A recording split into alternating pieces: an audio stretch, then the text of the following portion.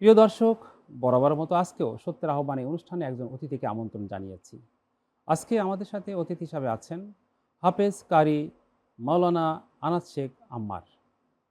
আসসালামু আলাইকুম রহমতুল্লাহ।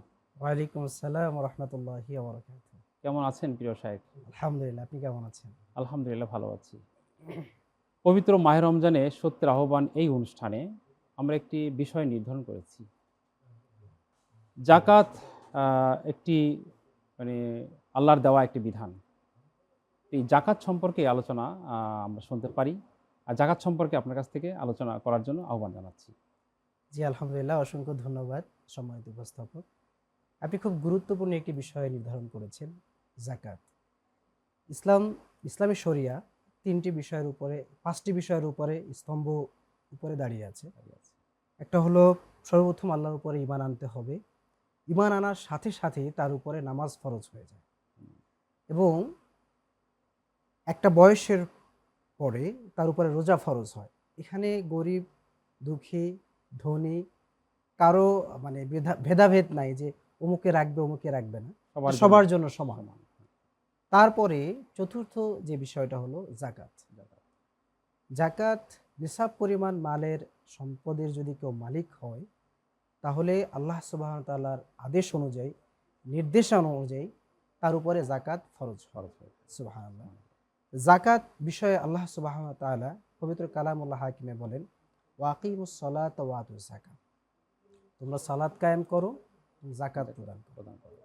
যাকাত এমন একটি ব্যবস্থা, যে ব্যবস্থার যদি আমরা আমাদের সমাজে প্রচলন করতে পারি, তাহলে আমাদের দেশে গরিব দুঃখী খুঁজেই পাওয়া যাবে না ইনশাআল্লাহ।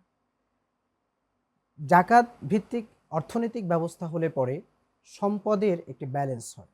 রাসূল সাল্লাল্লাহু আলাইহি সাল্লামের হাদিস অনুযায়ী আমরা জানতে পারি এবং আল্লাহ তাআলা পবিত্র কালামুল্লাহ হাকিমেও বলেছেন যে তুমি তাদেরকে যাকাত দিতে বলো এবং যাকাত তাদের থেকে নাও, এ দ্বারা তারা পবিত্রতা অর্জন করবে। অর্থাৎ যাকাত যদি কেউ প্রদান করে, তাহলে সে তার এই যে সম্পদ ছিল বা সম্পদ আছে, এই সম্পদের যে অপবিত্রতা থাকতে পারে, সেখান থেকে তার সম্পদটা পবিত্র হয়ে যাবে। সুবহানাল্লাহ। যাকাতের মাধ্যমে মূলত আমাদের তো অনেক সময় অনেক সম্পদ আল্লাহ সুবহানাহু ওয়া তাআলা দান করেন।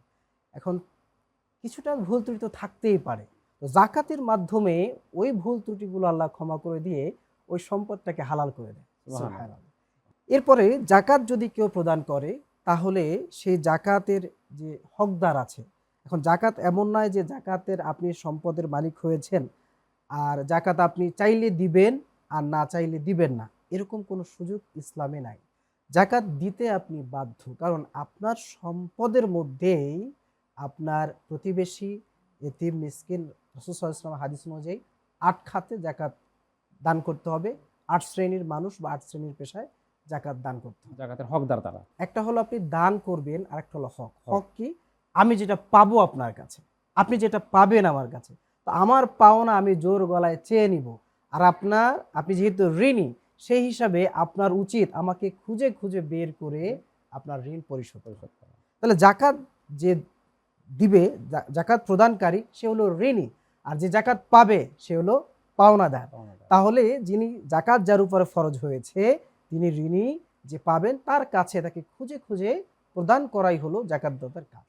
এবং যাকাতের মাধ্যমে সে তার সম্পদকেও হালাল করলো, নিজেকেও পরিশুদ্ধ করলো। মাশাআল্লাহ, মাশাআল্লাহ। অনেক, অনেক ধন্যবাদ। প্রিয় দর্শক, সময় হলো একটা বিরতির।